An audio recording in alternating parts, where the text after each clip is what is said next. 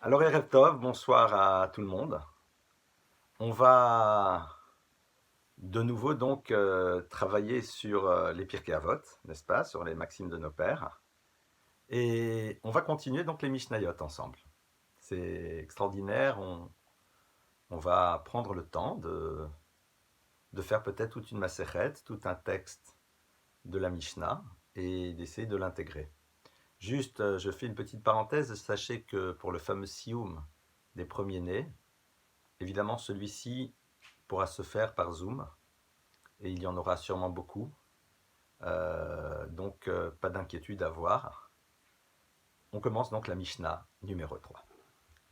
Antignos, ish socho kibel mishimon hatzadik. Antignos, ish socho, un individu qui venait de la ville de Socho, kibel mishimon hatzadik, a reçu de Shimon le Tzadik. Donc, nous sommes ici toujours dans ce concept dans lequel nous voyons que nous sommes dans un monde de transmission. D'accord? Rappelons-nous. C'est-à-dire, on est en train de transmettre et c'est très important de savoir qui a été l'élève de qui. On l'avait dit au tout début, à propos de la première Mishnah, mais cette notion de savoir qui a été l'élève de qui est quelque chose de fondamental parce que c'est toute la chaîne de transmission qui est importante. Alors, Kibel, il a reçu un enseignement, et par la suite, il va exprimer aussi son propre enseignement. Et ce qui est intéressant, c'est que cet enseignement va être le fruit de sa propre réflexion, mais en vérité, c'est quelque chose qui prend sa source à l'intérieur de la Torah. Mais c'est lui qui va révéler cet enseignement. Et là, je voudrais m'arrêter un instant sur un point qui est extrêmement important. Chacun d'entre nous se doit d'étudier la Torah.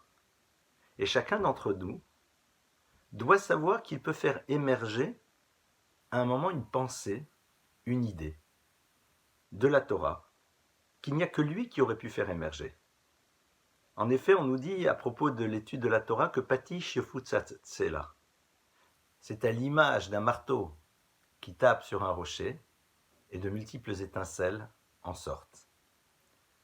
L'importance d'avoir un maître, c'est justement pour que celui-ci valide cet enseignement parce qu'il s'inscrit clairement dans l'état d'esprit et la vision qu'est la Torah des choses. Je me rappelle, un jour j'avais été près d'un rave, je ne peux pas dire que c'était mon maître, mais c'était voilà, un rave très important, quelqu'un de brillantissime, qui a une connaissance colossale.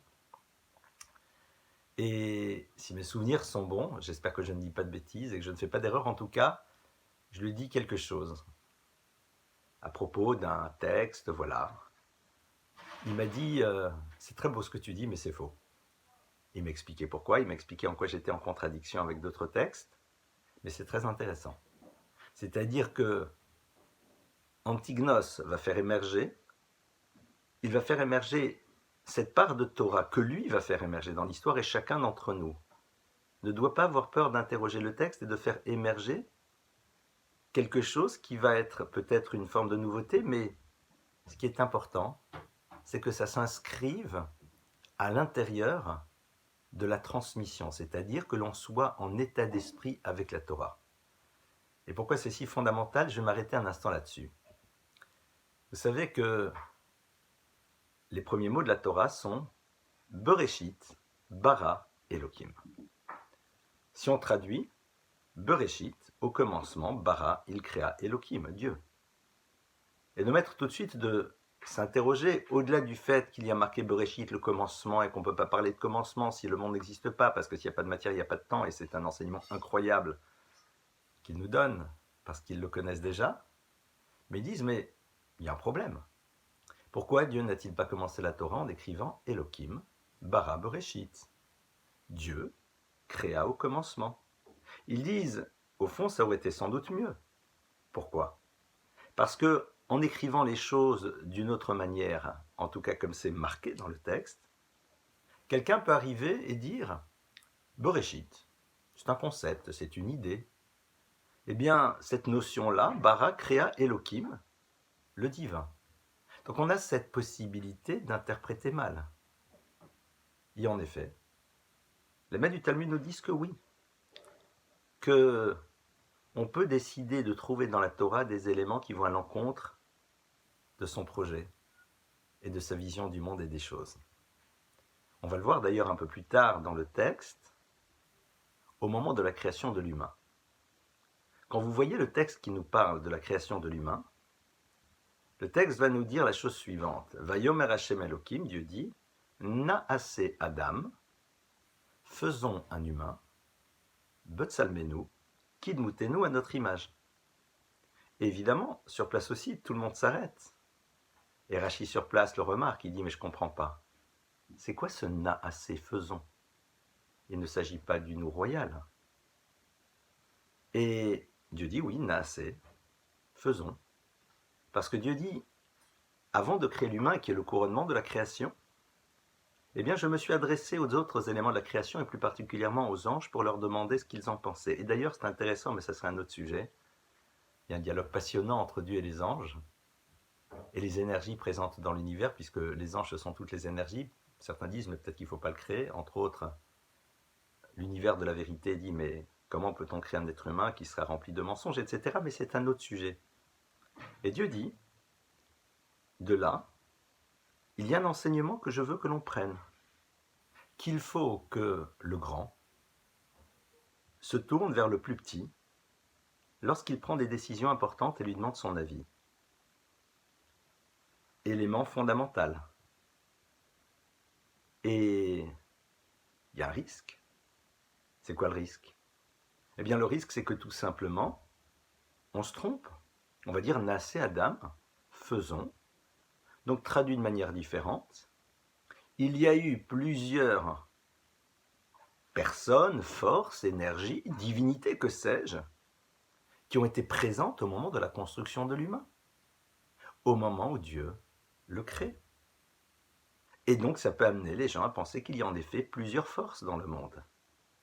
Yachem dit, ce n'est pas mon problème. L'enseignement moral est tellement important. Chez Kol Mi chez Rotzelit Hot, Yavo Veit E. Celui qui veut se tromper, eh bien qu'il vienne et qu'il se trompe. La Gemara nous dit, la miamnin ba sama de chaya, la masmelem ba sama de mota. Pour ceux qui prennent la Torah du côté de la droite, elle est élixir de vie. Pour les autres, elle n'est pas élixir de vie. C'est-à-dire que nous avons cette possibilité de pouvoir lire dans le texte ce qui nous permettra parfois de justifier notre pensée, notre vision du monde. La plupart du temps, ça va être une vision fractionnée du texte. On oubliera certaines parties. La plupart de ceux qui disent « mais regardez, il y a marqué dans la Torah », eh bien souvent ne savent pas vraiment de quoi elle parle, ou alors sciemment, ils en mettent de côté certaines parties. Je vais vous donner un exemple très simple. Beaucoup de personnes voient dans l'opposition à deux grands maîtres comme Shammai et Hillel l'expression de deux visions du monde. Shammai étant l'expression de la rigueur et Hillel de la bonté. C'est très intéressant. Donc ça veut dire qu'on va avoir une vision d'un Shammai dur, pas sympa, très rigoureux. Mais si vous regardez le texte, Shammai nous donne un enseignement incroyable. Shammai nous dit « Heve mekabel et kol ha'adam besever panim yafot » reçoit tout individu, quel qu'il soit, avec un visage ouvert est agréable parce que chaque personne qui est présente face à toi est à l'image de Dieu. Et tu dois lui révéler la valeur qu'elle a, ne serait-ce parce qu'elle est à l'image d'Hachem, à travers l'effort que tu vas faire dans ta manière de l'accueillir. Donc, vous voyez un petit peu comment parfois on peut avoir une lecture erronée des choses, et c'est la raison pour laquelle on a besoin d'avoir un maître. Je me rappelle, lorsque j'étais à l'école, j'avais un maître que j'ai toujours, enfin qui est toujours là et que je respecte énormément. Et un jour, il avait posé une question et j'avais donné une réponse. Et en toute modestie, ça m'est pas arrivé souvent, mais là la réponse était bonne. C'est une bonne réponse, intéressante. Et ce maître m'a dit, ta réponse est bonne, et comme elle est bonne, évidemment, je suis sûr qu'on va la retrouver ailleurs, parce que lorsque l'on est dans un chemin positif, on rencontre toujours d'autres personnes. Donc je reprends. Antignos ish socho kibel mishimon hatzadik. Antignos a reçu Mishimon hatzadik, de Shimon hatzadik, la Torah, un enseignement. Huaya Omer, et il disait. Alors, lorsque le texte de la Mishnah nous dit Huaya Omer, il disait d'autres choses, évidemment. Mais c'était un petit peu une phrase qui, pour lui, représentait beaucoup de choses. Un petit peu ce qui le symbolisait. Un message qu'il voulait faire passer fortement à toutes celles et à tous ceux qu'il rencontrait. Qu'est-ce qu'il disait? Al tiyu kavadim ameshamshim et arav almenat le kabel pras. Ne soyez pas comme des serviteurs qui servent leur maître dans le but de recevoir un salaire. Et là, mais, et vous kavadim ameshamshim et arav almenat shelo le kabel pras. Soyez comme des serviteurs qui servent leur maître sans dans leur tête penser d'une quelconque manière à la récompense qu'ils vont recevoir, et que la crainte de Dieu, c'est-à-dire la conscience de la présence d'Hachem dans votre vie, soit présente avec vous. Alors, évidemment, il y a ici un certain nombre de questions. C'est que, quel est le problème de vouloir servir le Créateur de l'univers, puisque c'est de ça dont on parle, dans l'espoir et dans le but que cela nous amène des choses positives. Il y a un texte du Talmud qui nous dit que celui qui dit « je vais donner de l'argent à la tzedaka et je le fais pour que nos enfants soient en bonne santé ou d'autres choses », on dit à Rezet Tzadik Gamour, c'est quelqu'un d'extraordinaire. Qu'est-ce que Antignos est en train de nous dire? Pourquoi est-ce qu'au fond, on ne pourrait pas être dans cet espoir? Plus que cela, regardez. Quand nous disons tous les jours le texte du Shema, on dit dans le deuxième paragraphe, V'hayim shamoat tishmoel mitzotai. Et ça sera si vous écoutez mes commandements. Alors, Venatati metar tsochem berito, je donnerai la pluie en son temps. Les choses pousseront, les récoltes seront belles. Donc on voit que clairement, il y a des versets de la Torah dans lesquels Dieu dit, si vous écoutez mes mitzvot, sachez qu'il y aura une bracha, qu'il y aura une bénédiction dans ce monde-ci, évidemment dans le monde futur. Alors, comment est-ce que on peut comprendre cela? Comment est-ce qu'on peut le comprendre? Eh bien, l'idée serait la suivante. Ça veut dire que, première lecture, on va en avoir plusieurs. Antignos Issocho nous dit, au moment où tu es en train d'accomplir les mitzvot, tu es en droit d'attendre quelque chose.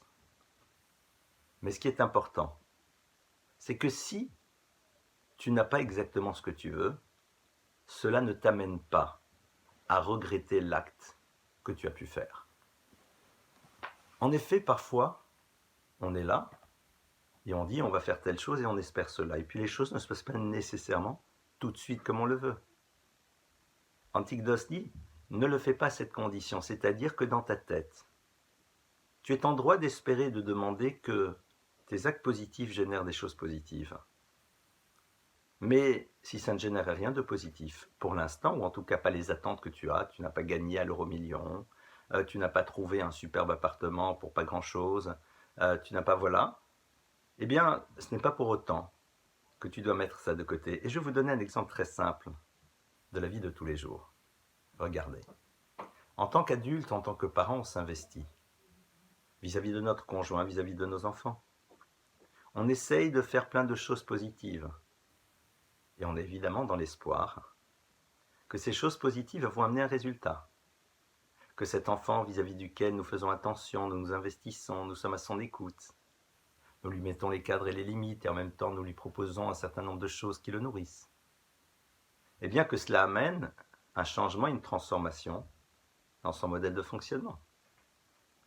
Et ça ne se passe pas toujours comme ça. On est sympathique avec son conjoint et on espère que son conjoint le deviendra rapidement. Il le deviendra. Mais la relation de cause et effet n'est pas toujours immédiate. Il n'y a rien de pire que de regretter un acte positif que l'on a fait. Et c'est ça, entre autres, que Antignosh Isoro est en train de dire. C'est-à-dire, ne soyez pas comme ces serviteurs qui ne sont prêts à faire les choses que par rapport à la récompense qu'ils attendent. Nous voulons faire les choses parce que nous pensons qu'elles sont bien, parce que nous sommes convaincus qu'il faut les faire, sans aucune ambiguïté. Et nous espérons, et nous sommes en droit d'espérer, de demander, que cela génère des choses positives, sans aucune ambiguïté. Mais ce n'est pas parce que ça ne se passe pas que pour autant nous devons regretter. Les maîtres du Talmud nous disent qu'il n'y a rien de pire que quelqu'un qui est ce que l'on appelle Toré à la Rishonot, c'est-à-dire qui regrette ce qu'il a fait. Et vous voyez, dans le monde des relations, c'est quelque chose que l'on retrouve beaucoup. Parfois, on s'investit par rapport à des personnes, par rapport à qui vous voulez. Évidemment, on espère que cet investissement va produire des résultats positifs et que nous aurons peut-être une forme de retour. Et puis parfois, on se rend compte que non. On en parlera dans d'autres cours, on est face à ce moment-là à une forme d'ingratitude ou d'oubli. On ne doit pas regretter pour autant l'acte positif que l'on a fait. On l'a fait, on espérait évidemment qu'il allait générer quelque chose de positif. Ça n'a pas généré pour l'instant, ça peut nous embêter, mais nous sommes contents et heureux d'avoir fait cet acte. Pourquoi ? Parce que même si l'espoir de la récompense ou des conséquences positives était présent chez nous, et c'est normal, comme le Talmud nous le dit dans le traité de Psachim, ce n'est pas parce qu'à un moment les résultats ne sont pas ce que l'on aurait voulu, pas tout de suite en tout cas, que nous devons regretter ce que l'on a fait.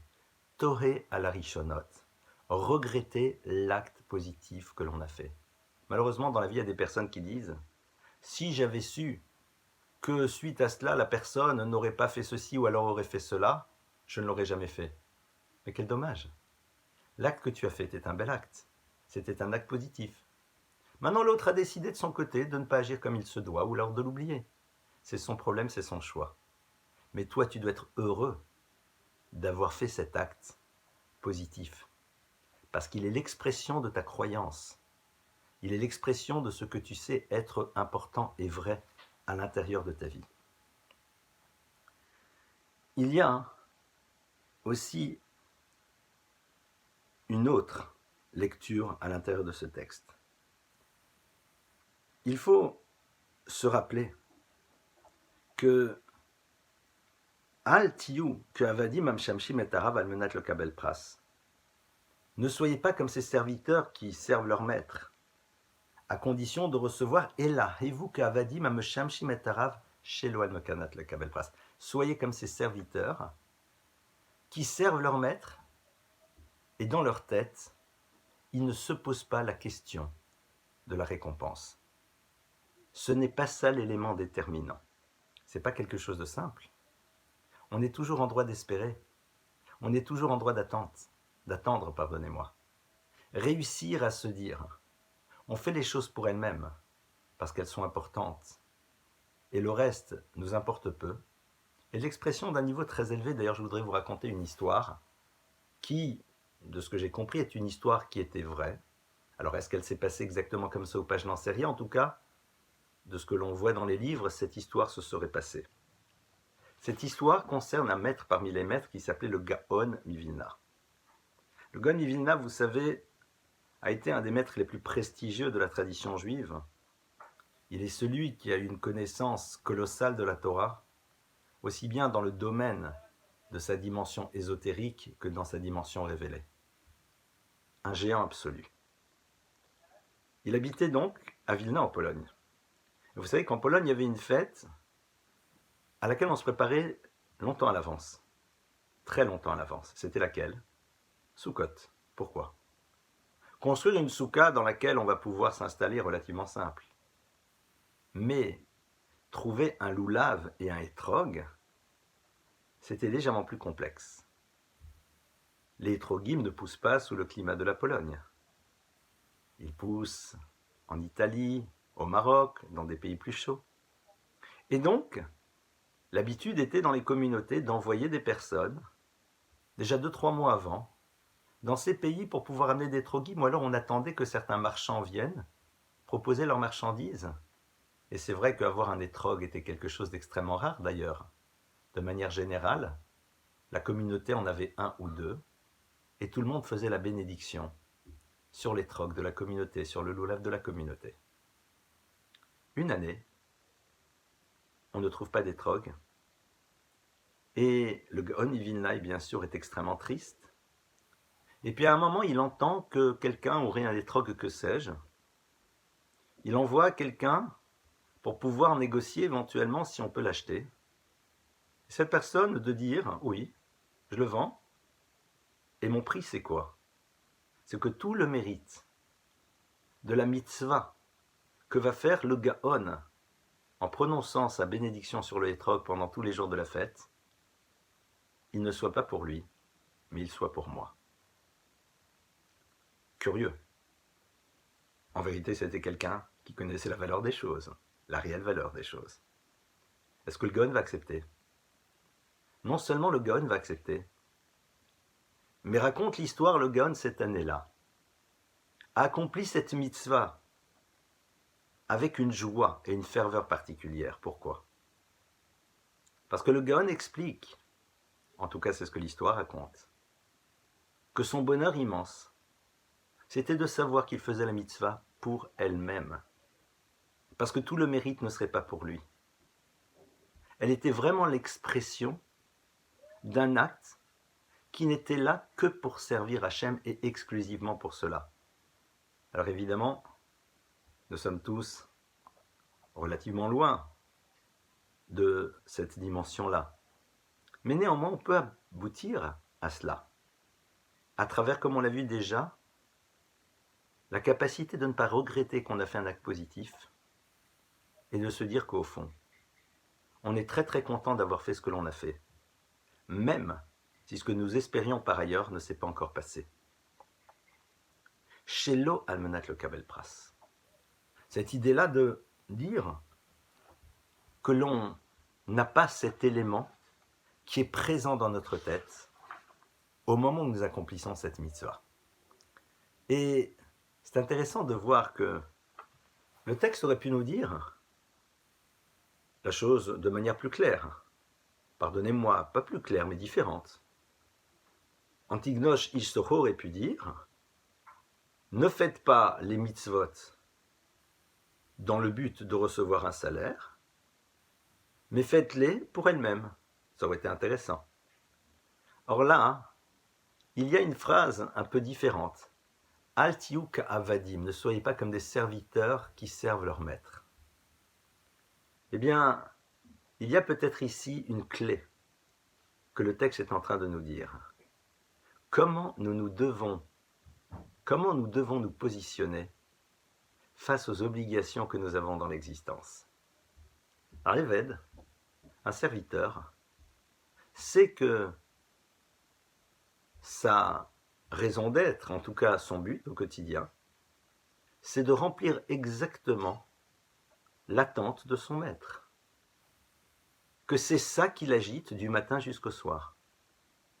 Que c'est ça au fond qui est l'expression de son identité, vu que le Eved, tout ce qu'il fait, c'est pour pouvoir servir le maître dans tous les domaines. Et au passage, si le maître lui dit de se reposer, qu'il peut prendre du temps pour se reposer, il va se reposer, mais en faisant cela, eh bien il le sert parce qu'il montre qu'il est à l'écoute de sa parole.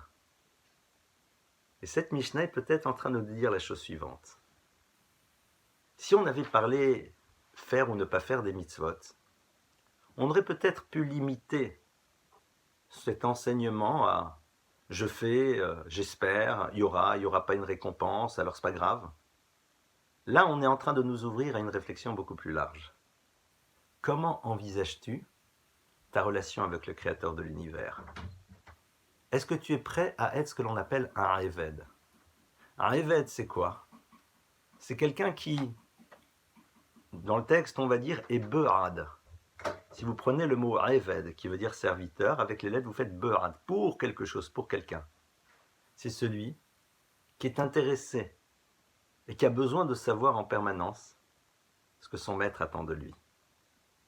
Et c'est vrai que il y a peut-être ici quelque chose à inscrire ou à réinscrire à l'intérieur de nous. Lorsque nous sortons d'Égypte, Dieu dit qu'il lit Bnei Yisrael Avadim, Avadai Hem, Asher Otseti Otam Eretz Mitzrayim. Dieu dit, le peuple d'Israël sont mes serviteurs. Ce sont les serviteurs que j'ai sortis d'Égypte.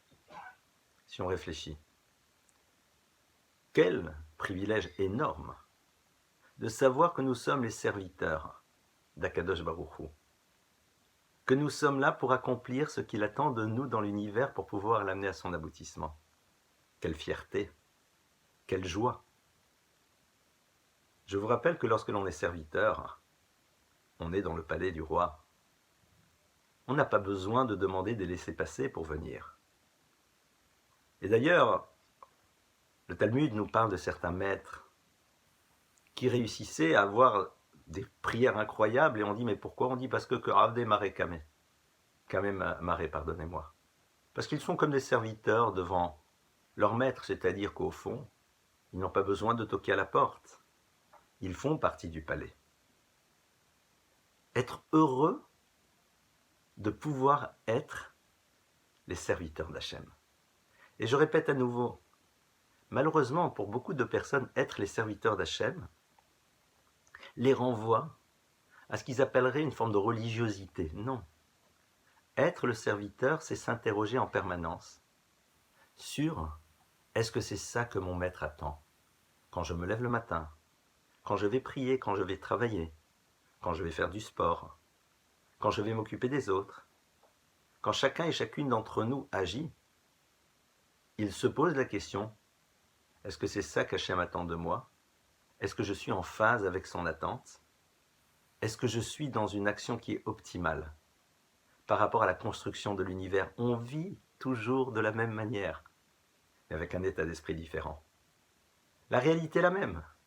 On va manger au restaurant, on va discuter, mais dans notre tête, de manière récurrente, on s'interroge. Est-ce que c'est ça qu'Hachem attend de nous? Nous sommes au restaurant et nous commençons à parler, malheureusement, chas v'shalom, ni nous, ni vous, ni personne, mais on va imaginer, allez, une époque dans laquelle, voilà, les personnes sont là, ils vont commencer à parler les unes les autres. Qu'est-ce qu'en pense le patron?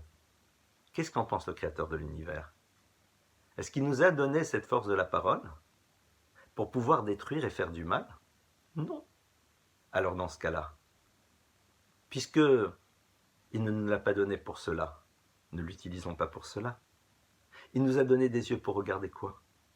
Il nous a donné des jambes pour aller vers où? Il nous a donné des mains pour donner, et pas pour prendre. On ne rentre pas dans une religiosité ici. C'est un autre regard et une autre manière d'appréhender et de vivre son existence. Et je vais conclure sur cette Mishnah, et Bezrat Hashem, demain on se retrouvera pour peut-être un développement encore de celle-ci, puisqu'il y a encore quelques idées exprimées. Vi mora shamayim alechem. Et que la crainte d'Hachem soit sur vous. Alors, on va le redévelopper demain soir juste. Mora souvent est traduit par la crainte. Et les gens entendent dans le mot crainte la peur, l'angoisse. Yirat Hashem, la crainte de Dieu. Yira vient de la racine ro'e. Ro'e c'est quoi? C'est voir. Yirat Hashem, c'est de vivre dans cette conscience qu'Hachem est là, comme si on le voyait. Réussir à vivre dans cette conscience, et ce, au quotidien. Comme on le voit le matin dans l'autre cours sur le bitachon, sur la confiance et sur la foi, ce ne sont pas des choses qui sont simples.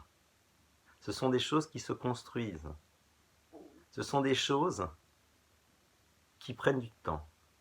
Mais vous savez, la Yirat Shamayim, c'est quoi? C'est quand vous êtes confronté, quand nous sommes confrontés à une situation, et on se pose la question de savoir, comment Hachem me demande-t-il d'agir à ce moment-là? Le fait de s'interroger, non pas juste sur une problématique de savoir si cette casserole est cachère ou pas, mais se dire, quel est le comportement que Dieu me demande d'avoir à ce moment-là? Le fait de se poser la question, c'est l'expression de l'Eirat Shamaim.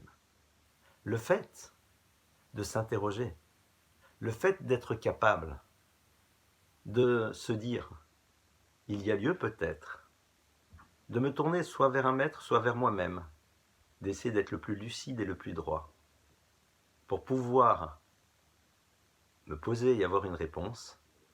Est-ce que c'est comme cela qu'Akadosh Baruch Hu me demande d'agir? C'est à ça que servent les maîtres. Nous avons la chance, c'est que nous avons encore des maîtres. Quel bonheur d'avoir des maîtres.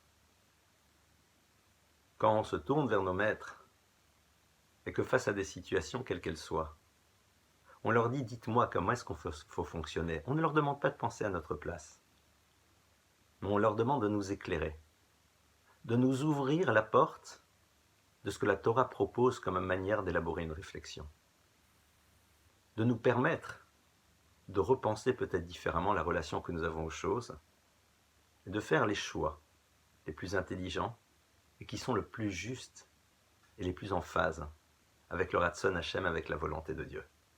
Voilà donc quelques éléments de réflexion sur ce sujet. Bezrat Hashem, demain, on se retrouvera avec l'aide d'Hachem à 10h pour le cours sur le Bitachon, puis à 12h30 sur le Chesed, et Bezrat Hashem à 20h pour les Pirkei Avot. Merci de votre présence, merci de votre écoute, merci de me donner cette possibilité de transmettre même en des moments pareils. C'est un cadeau. C'est un cadeau que vous donnez. C'est un cadeau que je reçois.